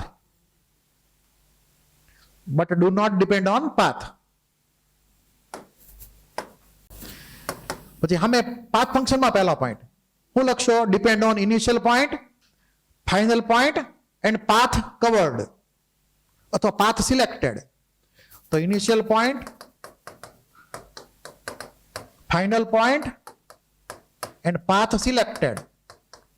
કયા રસ્તે ગયા? બરાબર? Depends on initial point, final point and path selected.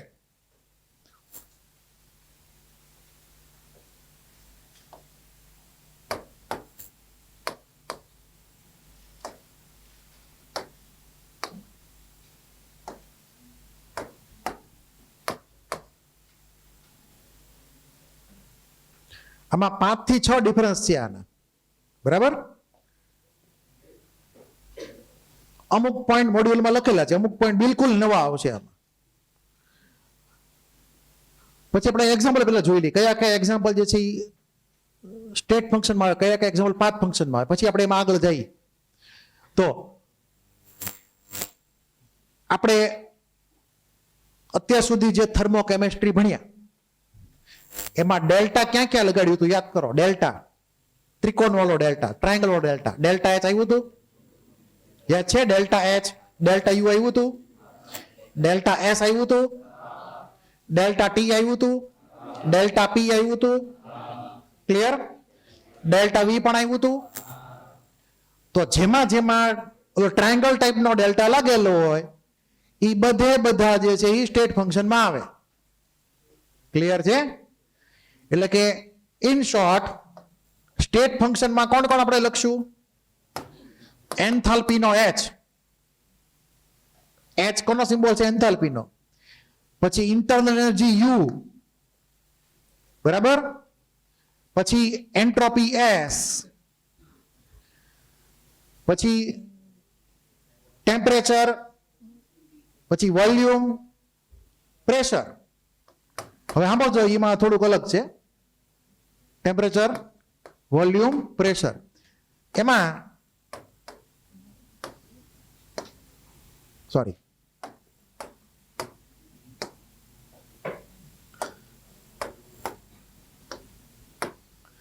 આ જે ત્રણ જે છે ને ટીવીપી,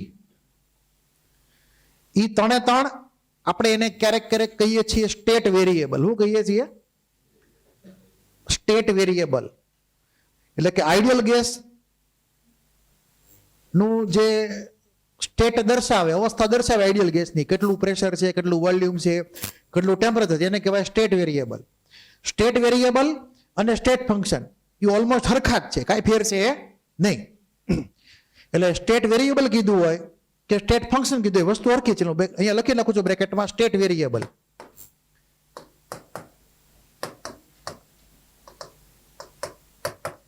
પણ સ્ટેટ વેરિયેબલ આપણે મોટા ભાગે યુઝ ક્યાં કરીએ છીએ? કોઈ આઈડિયલ ગેસનું સ્ટેટ ઇન્ડિકેટ કરવા માટે. એનું પ્રેશર કેટલું છે, એનું ટેમ્પરેચર કેટલું છે, એનું વોલ્યુમ કેટલું છે, એની માટે. એટલે આ ત્રણ આપણે એ રીતે જોવાના. પણ ઓવરઓલ વસ્તુ ઓળખી જ છે. સ્ટેટ ફંક્શન કયો કે સ્ટેટ વેરિયેબલ કે વસ્તુ ઓળખી જ સમજવાની છે તમારે. આ બધામાં તમને ખબર છે ડેલ્ટા લાગે છે, યાદ છે ને? ડેલ્ટા બધામાં ડેલ્ટા લાગે છે, બરાબર? પછી આગળ જતા તમારે ભણવાનું આવશે જી, કેપિટલ જી, ડેલ્ટા જી ભણવાના આવશે. તો એન્થાલ્પી, ઇન્ટરનલ એનર્જી, આ બધા છે એ સ્ટેટ ફંક્શન છે કે જે ડિપેન્ડ કોની ઉપર કરશે? ઇનિશિયલ અને ફાઇનલ પોઈન્ટ ઉપર. પાથ ફંક્શનમાં ખાલી બે જ આઈટમ છે, એક હીટ અને વર્ક, બે જ આઈટમ છે ખાલી. તો આમાં હીટ ક્યુ, હીટનો જનરલ સિમ્બોલ ક્યુ માની લેવાનો હોય, હીટ એનર્જીનો એક્સચેન્જ ક્યુ, અને વર્કનો સિમ્બોલ ડબલ્યુ માની લેવાનો. તો હીટ અને વર્ક જે છે એ પાથ ફંક્શન છે, બરાબર? એ ઇનિશિયલ પોઈન્ટ, ફાઇનલ પોઈન્ટ અને પાથ ઉપર ડિપેન્ડ કરે. એટલે કે આપણે જે અલગ અલગ રસ્તે ગયા, પેટ્રોલના ખર્ચા થયા કે ન થયા? ત્રણેયમાં અલગ અલગ. ખરખર પેટ્રોલના ખર્ચા થયા નથી, વધારે પેટ્રોલ બળ્યું તો વધારે વર્ક કે ઓછું વર્ક થયું, બરાબર છે? એ પ્રમાણે તો વર્ક જે છે અને હીટ જે છે ઇનડાયરેક્ટલી પાથ ફંક્શન છે. અમુક રસ્તે ઓછી હીટ એનર્જી વપરાય અથવા ઓછું વર્ક થાય, અમુક રસ્તામાં વધારે હીટ એનર્જી થાય અને વધારે વર્ક આવે, એમ સમજીએ કોનો. ટૂંકમાં હીટ અને વર્ક જે છે એ પાથ ફંક્શન છે, બરાબર? કોઈને કઈ ડાઉટ? પછી આગળ થર્ડ પોઈન્ટ,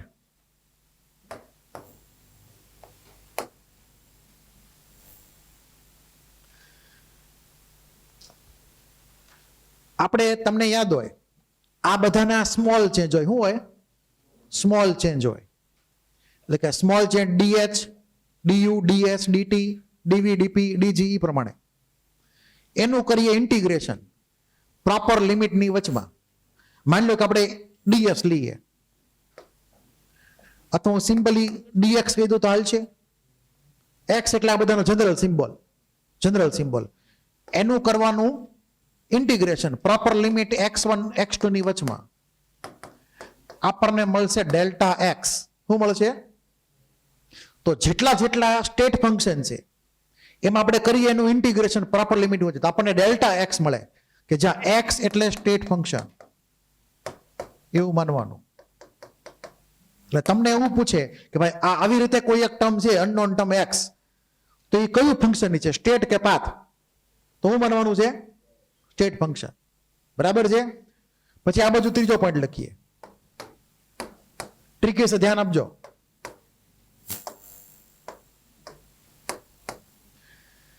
માન લો કે કોઈ પાથ ફંક્શન હોય, આપણે આગળ બે જ છે, ક્યુ ને ડબલ્યુ.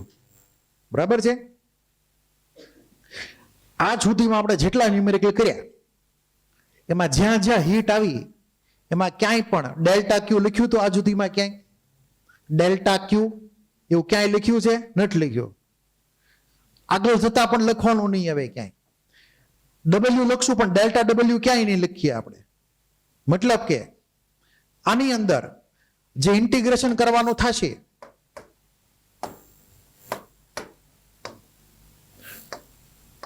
ડીક્યુ એનું કરી ઇન્ટિગ્રેશન તો આપણને ક્યુ મળશે, ડેલ્ટા ક્યુ નહીં મળે. એ જ પ્રમાણે ડબલ્યુ હોય, ડી ડબલ્યુ સ્મોલ વર્ક તો આપણને ટોટલ વર્ક મળશે. શું મળશે? Total work. ઈ બે પોઈન્ટની વચમાં.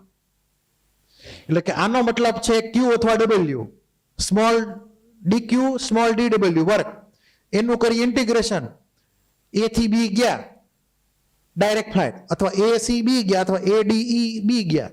તો આ ચારે ચાર સ્ટેપમાં total work done, total heat exchange એમ લખવાનું થાય. એટલે કે ટોટલ ચેન્જ દર્શાવે છે.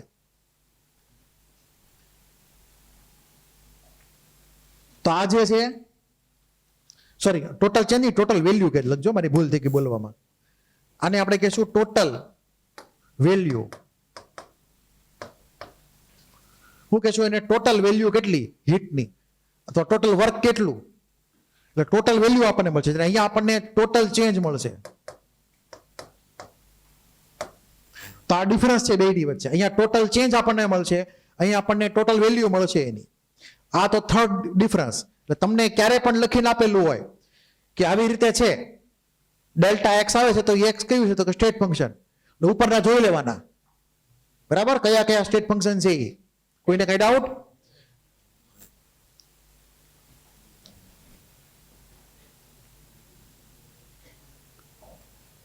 ઉપર થાય સા?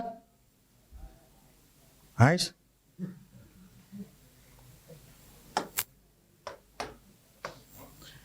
Point number 4. પોઈન્ટ નંબર 4 જે છે એ સીધે સીધો સાયકલિક પ્રોસેસ માટે એપ્લાય થાય છે. સાયકલિક પ્રોસેસનો મતલબ સાઈડમાં આપણે સમજી લઈએ શું છે એ ખરેખર. માની લો કે અહીંયા એક નાનો એવો ડાયાગ્રામ છે, પ્રેશર વર્સિસ વોલ્યુમ એનો ડાયાગ્રામ છે. મેં આવી રીતે કે રેક્ટેંગલ ડ્રો કર્યો, આવી રીતે રેક્ટેંગલ અથવા સ્ક્વેર માની લ્યો. એને નામ આપી દીધી પોઈન્ટના. માની લો કે આ પોઈન્ટ એ, આ પોઈન્ટ બી, આ સી ને ડી. ડાયરેક્શન ઇમેજિન કરો કે તમે શરૂઆત એ થી કરી.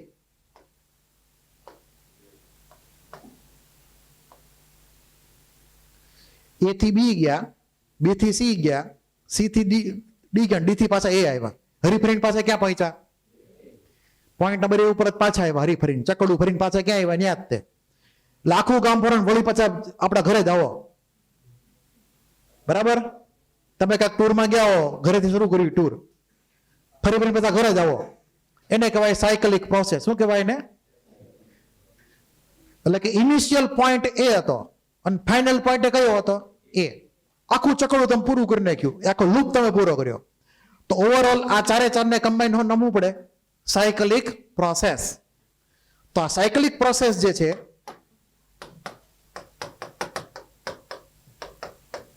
બરાબર, એમાં એક લૂપ હોવો જોઈએ. લૂપ એટલે સમજી ગયા ને, ક્લોઝ ફિગર હોવી જોઈએ કે જે ઇનિશિયલ પોઈન્ટ ને ફાઇનલ પોઈન્ટમાં હરખા જ થવા જોઈએ. શરૂઆતથી કરી પાછા એમાં પહોંચી ગયા. હવે તમને ખાલી ક્લિક કરાવી દઉં. આ આડી લાઈન શું ઇન્ડિકેટ કરે છે? બોલો તો કઈ પ્રોસેસ છે આડી લાઈન? એ થી બી આઇસોબેરિક છે. પી કોન્સ્ટન્ટ જો, પી કોન્સ્ટન્ટ કઈ પ્રોસેસ? આઇસોબેરિક આવી. પછી આ વર્ટિકલ લાઈન બી થી સી કઈ છે? Volume constant. તો શું કહેવાય? આઇસોકોરિક. પછી સી થી ડી કઈ થઈ? પાછી આઇસોબેરિક. પાછી ડી થી એ આઇસોકોરિક. મતલબ સાયકલિક પ્રોસેસ કમ્બાઈન કોનાથી થઈ? ઓલી બધી જે આપણે પ્રોસેસ ભણ્યા હતા એને કમ્બાઈન કરી નાખી, એક ક્લોઝ ફિગર બનાવીને એને કહેવાય સાયકલિક પ્રોસેસ. ક્લિયર એટલું?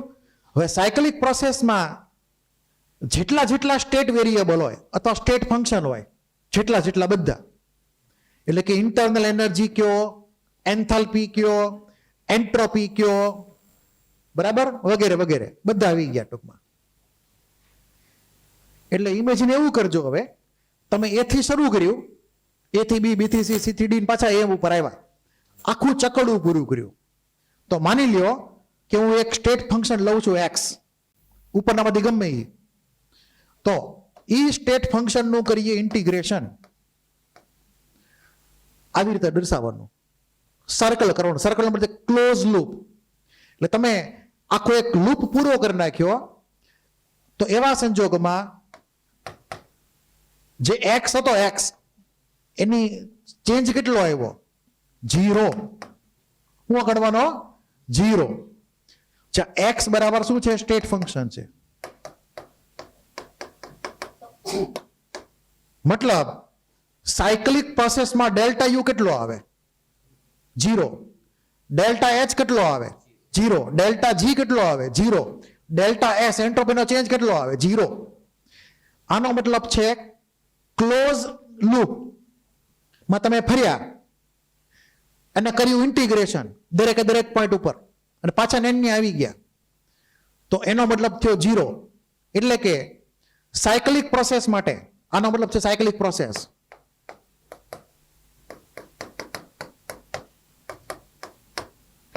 Delta x equal to 0, delta you 0, delta H 0, delta S 0, બધું 0. જો સ્ટેટ ફંક્શન હોય તો, કેમ કે ઇનિશિયલ ફાઇનલ પોઈન્ટ કેવા થઈ ગયા? હરખા. એટલે વેલ્યુ કેવી થઈ ગઈ? 0. ટોટલ ચેન્જ 0 થઈ ગયો. જો એ સ્ટેટ ફંક્શન હોય તો યાદ રાખજો, આમાંથી પ્રશ્ન બનશે.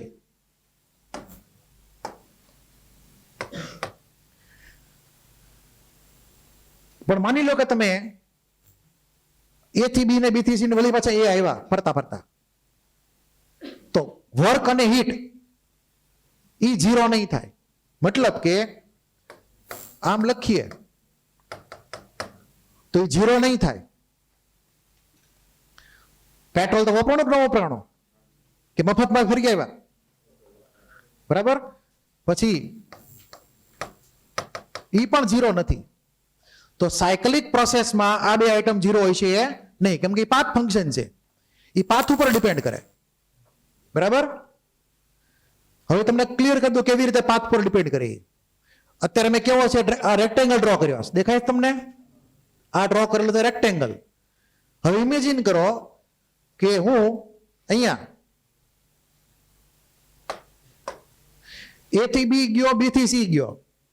હવે મારી આગળ ઓપ્શન આવ્યો, ડાયરેક્ટ ચેન્નઈ થી અમદાવાદની ફ્લાઇટ પકડી લઉં. કલર બદલવો પડશે. ડાયરેક્ટ ફ્લાઇટ પકડી ચેન્નઈ થી અમદાવાદની, દિલ્હી ગયો જ નહીં. બરાબર. એ થી બી, બી થી સી, સી થી એ, તો અલગ એરિયા થઈ ગયો, પહેલા કરતા એરિયા નાનો થયો. બરાબર છે. મતલબ પાથ મેં બીજો લીધો તો ક્યુ ની વેલ્યુ અલગ આવી, ડબલ્યુ ની વેલ્યુ અલગ આવી, તો પાથ ડિપેન્ડ થઈ ગયું. શું થઈ ગયું? ઇનિશિયલ પોઈન્ટ એ, ફાઇનલ પોઈન્ટ એ, પણ પાથ તો અલગ સિલેક્ટ કર્યો ને. તો ક્યુ ની વેલ્યુ જે હતી એ બી સી ડી એમાં, એની વેલ્યુ અને એ બી સી એમાં વેલ્યુ એ અલગ અલગ આવશે. મતલબ કે અહીંયા મેં જે ડાયાગ્રામ આપેલો છે એ પ્રમાણે હું જો લખતો હોઉં તો Q A B C D A is not equal to Q A B C A. બરાબર. આ બે અલગ અલગ આવશે.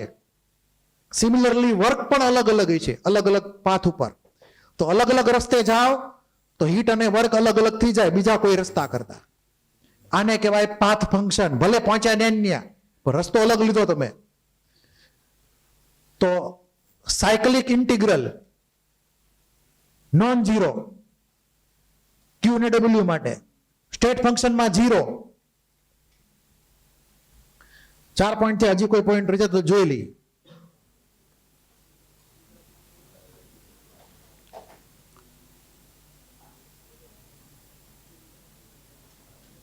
એક પોઈન્ટ બાકી છે, 5મો હજી. 4 પોઈન્ટ થઈ ગયા. હવે છેલ્લો પોઈન્ટ એટલે કઈ ગયું ને,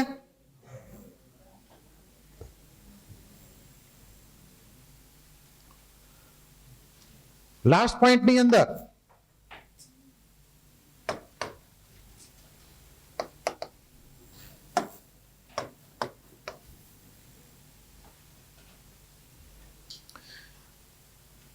જે ઇન્ટરનલ એનર્જી આઈડિયલ ગેસની જે છે, બરાબર,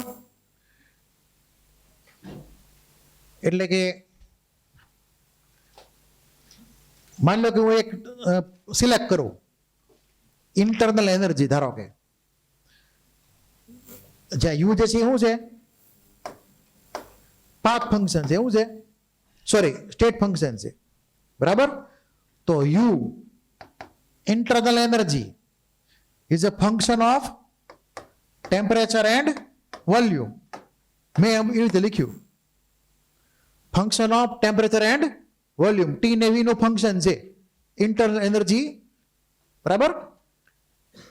હવે મારે આનું કરવું હોય ડિફરન્શિએશન, એટલે કે મારે જોતો હોય ડીયુ, તો આનામાં તમારે યાદ રાખવાનું, ડીયુ લખીએ જ્યારે આપણે અહીંયા કોઈ પણ ફંક્શન હોય સ્ટેટ ફંક્શન, તો તમે એનું કરો ડિફરન્શિએશન, તો તમારે અહીંયા ધ્યાનમાં લેવાનું છે અહીંયા, એટલે કે ટી અને વી 2 વેરિયેબલ છે. કેટલા? 2 વેરિયેબલ. એટલે કે આપણે પહેલા ડીયુ નું કરશું differentiation with respect to temperature, volume constant. શું માનવાનું? Volume constant. પછી વળી પાછું લખશું ડીટી, અહીંયા જે લખ્યું હોય તે, અને પછી dU by dV, T constant, વળી પાછું આવશે ડીવી. આ થઈ ગયું એનું એક્સપ્રેશન. તો જેટલા જેટલા સ્ટેટ ફંક્શન છે, એને આપણે કોઈ સ્ટેટ વેરિયેબલ હોય, પ્રેશર, ટેમ્પરેચર, વોલ્યુમ, એના ફંક્શન તરીકે દર્શાવી શકીએ અને એનું ડિફરન્શિએશન આવી રીતે લખી શકાય. પરંતુ હીટ અને વર્ક જે છે, ધારો કે એમાં જઈએ આપણે, તો જનરલી તમને ખબર છે કે વર્ક જે છે એ પિસ્ટન ઉપર નીચે થવાથી થાય, મિકેનિકલ વર્ક જેને કહેશું. એટલે કે પ્રેશર ને વોલ્યુમ નો ચેન્જ આવે. એટલે આપણે એમ સમજીએ કે ભાઈ પ્રેશર ને વોલ્યુમ નું ફંક્શન એ છે.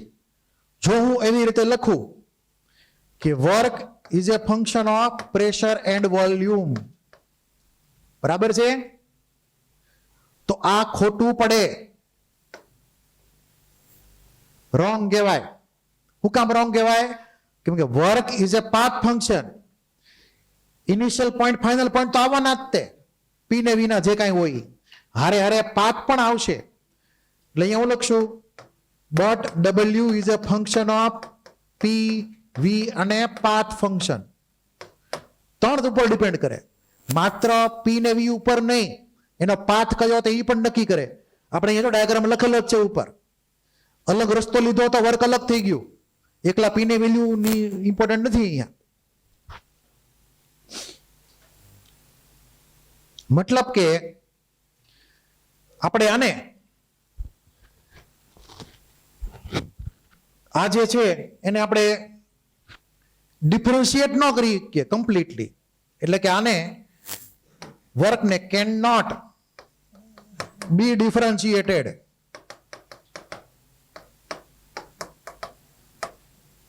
કમ્પ્લીટલી. કેમ કે પાથ કેવો છે? અનનોન છે. પાથ તો ગમે હોય ને, આપણે એક પાથ લીધો, હવે તો 1000 પાથ અવેલેબલ હોય, તો પાથ તો કયો પાથ કોને ખબર? એટલે કરી નો કઈ differentiate with respect to mathematics. તો એને કહેવાય ડેલ્ટા ડબલ્યુ, ઠળિયાનો ઠ, ડેલ્ટા.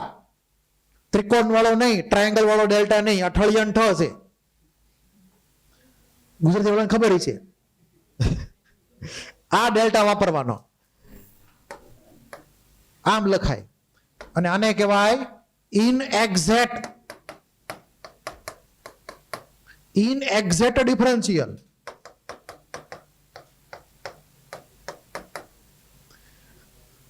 જો પ્રોપરલી લખવું હોય તો DW નહીં લખવાનું, લખવાનું ખરેખર આવી રીતે, પણ આપણે લખીએ ઘણી બધી વાર, એ હાલ છે, પણ સમજવાનું આ જ તે છેલ્લે ડેલ્ટા W ને ડેલ્ટા Q લખવાનું છે. આપણે ભલે પછી લખીએ DW DQ આગળ થતા અથવા ભૂતકાળમાં, પણ ખરેખર ક્યાં છે પછી ટેવ પડી જાય આપણને DW લખવાની, એટલે આપણે એ લખીએ છીએ, બધી બુકમાં આ જ લખેલું હોય, પણ આ ખરેખર આ છે. એટલે આગળ એકવાર કહી દે કે આમ સમજજો, લખશું અમે DW જ તે, આપણે એમ જ લખવાનું DW DQ જ તે, પણ સમજવાનું આવી રીતે છે. આ ડેલ્ટા W છે, આ કેવો છે? ઇનએક્ઝેક્ટ ડિફરન્શિયલ છે. જ્યારે અહીંયા જે છે આ જે આપણે લખ્યું ને DU, એ કમ્પ્લીટલી ડિફરન્શિએટ કરી નાખ્યું, તો એને કહેવાય એક્ઝેક્ટ ડિફરન્શિયલ. શું કહેવાય એને?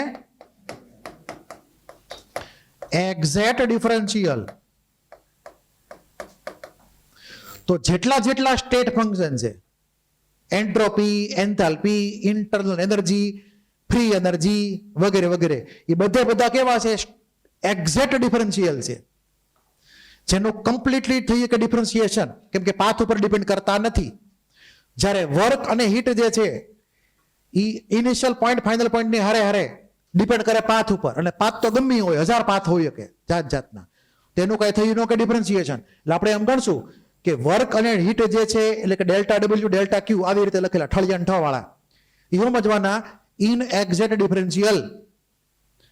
તો આ તો difference state function versus path function નો. એટલું ક્લિયર? બધા પોઈન્ટ લખી નાખ્યો? કોઈને કઈ ડાઉટ? છેલ્લી 5 મિનિટ. અહીં મને ખબર છે લેક્ચર છે, લખાઈ ગયું ને? હવે એક કામ કરજો, હું લેક્ચર પૂરો કરી નાખું, પણ લખી નાખજો. હું આવતા લેક્ચરમાં લખવા માટે ટાઈમ નહીં આપું. આ કટકો તમારે લખવાનો છે.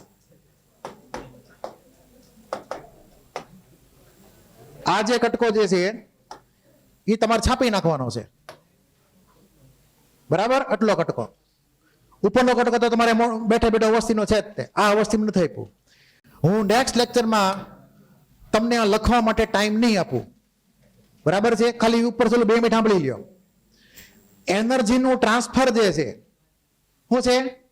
એનર્જીનું ટ્રાન્સફર ઈ આપણે અલગ અલગ ફોર્મમાં કરી શકીએ. એક ફોર્મ છે હીટના ફોર્મમાં એનર્જીનો ટ્રાન્સફર થાય. હીટનો ટ્રાન્સફર 3 રીતે કરી શકાય: કન્ડક્શન, કન્વિક્શન અને રેડિયેશન. એ તમે ફિઝિક્સમાં ભણશો, હીટનો ટ્રાન્સફર કેવી રીતે થાય. આ 3 મેનર છે હીટના ટ્રાન્સફરની, બરાબર છે? એટલે મોડ ઓફ એનર્જી ટ્રાન્સફરમાં પહેલું આવે હીટ એનર્જી, 3 રસ્તા એના. પછી આવશે પ્રેશર વોલ્યુમ વર્ક, જેને કહેવાય મિકેનિકલ વર્ક. પિસ્ટન ઉપર નીચે કરીએ એટલે મિકેનિકલ વર્ક Q કહેવાય, બરાબર છે? અને ત્રીજું આવે non pressure volume work, indirectly electrical work. અહીંયા જે ઓલી બેટરીમાં નાખેલી છે એ મિકેનિકલ વર્ક કરે કે ઇલેક્ટ્રિકલ વર્ક કરે? ઇલેક્ટ્રિકલ ને, એને કહેવાય નોન પ્રેશર વોલ્યુમ વર્ક. એટલે કે પિસ્ટનમાં ઇન્વોલ્વ છે ક્યાંય નથી, પણ ઓલું એન્જિન જે છે બાઇકનું, એમાં તો હોય ને પિસ્ટન, એટલે આગળ ધકેલે આખી વાતને. તો 3 ટાઈપના સમજવાના એનર્જીના ટ્રાન્સફર: હીટ એનર્જીના ફોર્મમાં, કાં તો મિકેનિકલ વર્ક, કાં તો પછી ઇલેક્ટ્રિકલ વર્ક. હવે એનું રીઝન શું? તો કે હીટ એનર્જી ક્યારે ટ્રાન્સફર થાય? તો કે due to difference in temperature. Mechanical work ક્યારે થાય? તો કે due to difference in pressure, એટલે કે ફોર્સ અલગ અલગ હોય બે સાઈડના, તો મિકેનિકલ વર્ક થઈ શકે. અને ઇલેક્ટ્રિકલ વર્ક માટેની કન્ડિશન કઈ? તો કે ડિફરન્સ ઇન ઇલેક્ટ્રિક પોટેન્શિયલ, એ અલગ અલગ હોય તો ઇલેક્ટ્રિકલ વર્ક થાય. રિમાર્ક લખેલો છે બાજુમાં: હીટ એનર્જી રેન્ડમ મોશન, અસ્તવ્યસ્ત ગતિને પ્રમોટ કરે. કોઈ ગેસને ગરમ કરો તો બધા મોલેક્યુલ આડાવાળા બધા ભાગવા માંડે એનર્જી લઈને, કેમ એ લોકોની વધી જાય ટ્રાન્સલેશનલ કાઇનેટિક એનર્જી, ટી વધે એટલે, ગરમ કરો એટલે. તો હીટ એનર્જી સપ્લાય કરવામાં આવે તો રેન્ડમ મોશન પ્રમોટ થાય. પણ જો મિકેનિકલ વર્ક કરવામાં આવે, એટલે કે પિસ્ટન માની લો કે નીચે લઈ જાઓ તો ઉપર લઈ જાઓ, તો ગેસ મોલેક્યુલર ડાયરેક્શન કાં તો ઉપર જોઈએ કાં તો નીચે જોઈએ. એને કહેવાય ઓર્ડર્ડ મોશન, વ્યવસ્થિત ગતિ અથવા શિસ્તબદ્ધ ગતિ. તો ક્રિએટ્સ ઓર્ડર્ડ મોશન, શિસ્તબદ્ધ ગતિ અવ્યવસ્થિત નહીં, એક જ બાજુમાં જાય છે બધા. પછી છેલ્લું છે ઇલેક્ટ્રિકલ વર્કમાં આ ગોખી રાખવાનું તમારે અત્યારે. આ પછી આપણે એપ્લાય કરવાનું થશે. નીચે લખેલો છે ફર્સ્ટ લો, અત્યારે એન્ટ્રી મારી લ્યો, આવતીકાલે વાત કરશું. હાલો, વાર્તા પૂરી. એસાઇનમેન્ટ તમને લગભગ આજે મળી જશે. અડધો તૈયાર થઈ ગયો તો તમને આજે મળી જાય, એ તમારું હોમવર્ક. બરાબર છે? હવે આને સેવ કરવું પડશે ને, અહીંયાથી સેવ નહીં કરવાનો પેલા.